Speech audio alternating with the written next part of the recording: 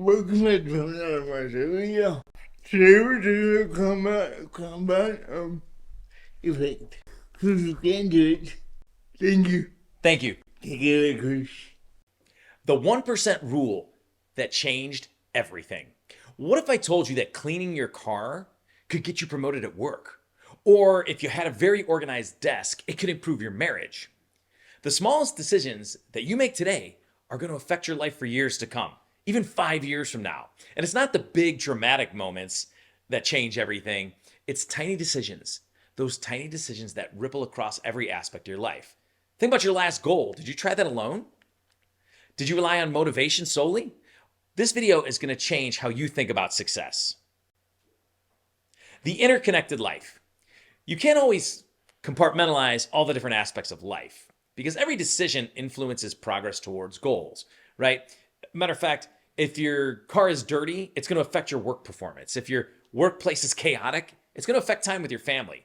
Small stresses create big problems because all aspects of your life are interconnected. And no matter how hard you try to compartmentalize that, it's never going to be perfect because all decisions compound and they ripple across your entire existence.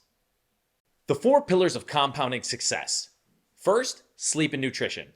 You got to get enough sleep and you got to give your body the kind of fuel you need for it to perform at a high level.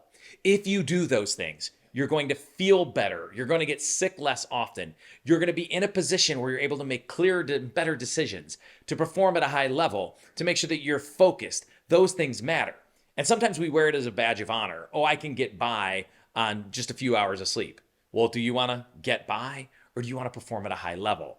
I think we all want to perform at a high level, so it's important that we do get adequate sleep and have great nutrition because without sleep, the body thinks it's under attack, it goes to protect itself, and it doesn't allow you to perform at high levels. It also reduces your ability to make great decisions. Think about things that help create great sleep habits. For example, natural light in the morning helps create that circadian rhythm. So make sure that you get great amounts of sleep and eat well. The second pillar is relationships. Your life quality is equal to that of your relationship quality.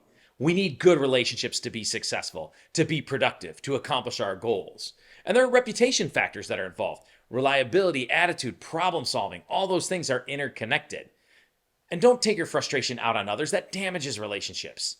What you want to do in order to foster great relationships, because they're so crucial to your success, is be reliable, be kind, apologize when necessary, and just go out of your way to make someone's day.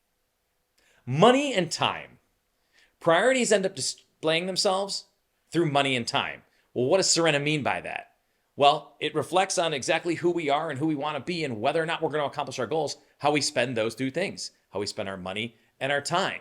If we spend our time, which is a precious commodity, doom scrolling and gossiping and worrying and doing things that are just distracting, obviously that's not a good use of our time, and it will be evident when we're not accomplishing the things that we want to. Better uses than doing those things of your time, and there's always a choice, is reading or upgrading skills, exercising, mentoring, learning, those sort of things. So when you find yourself there thinking time is a precious commodity and how we spend it directly influences whether or not we'll be successful, make that choice. Maybe I want to scroll on social, but I'd be better off watching a YouTube video on communication skills or things like that. So be cautious of how you spend your time. And the same applies to money and your spending as well.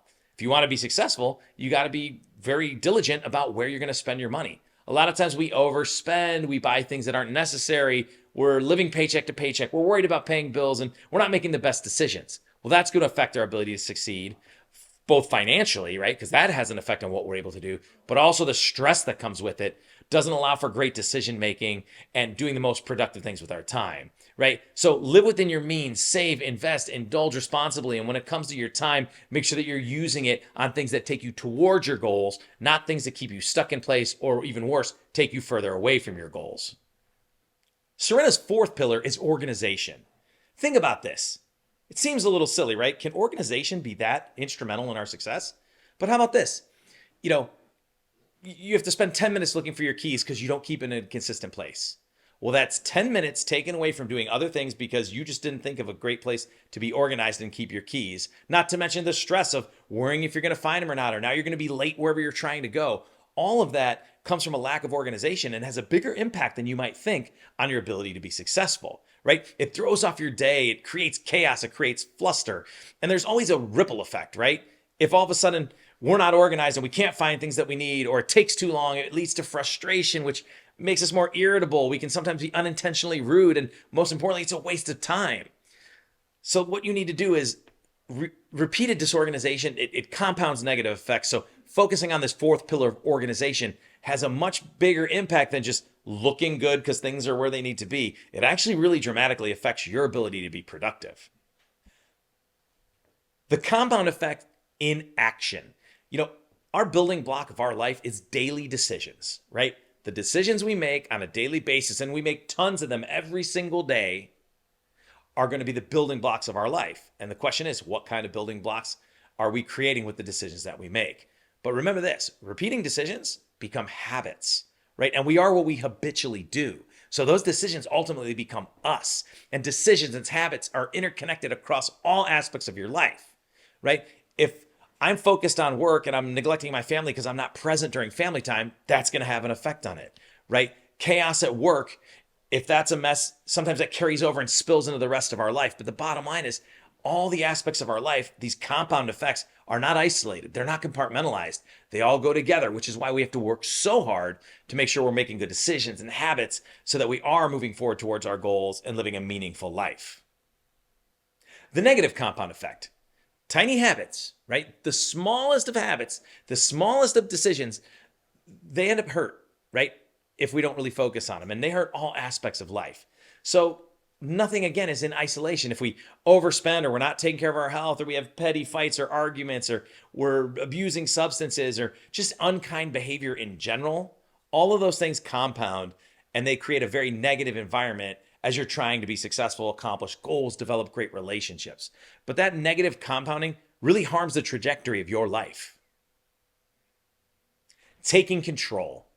Understanding compounding is a good thing because it gives you control, right? You want to create the life you want one choice at a time, right? Because everything does compound and those choices are crucial. Making the right ones matter. They're so significant, because we are what we habitually do. That's the daily reality, right? And we set goals, right? We want to make better choices for better positioning. Equals the quality of your decisions. It's that simple. And your thoughts become decisions, becomes actions, which lead to results, right? And we want that pattern to lead to results that help us move forward and accomplish amazing things, not keep us stuck or hold us back. But again, decisions compound and they ripple through your entire existence, right? But compounding knowledge, understanding this, that gives us the control we need. So what Serena wants you to do is choose one area of your life that you want to improve today and commit to that. So what's one decision that you'll change this week?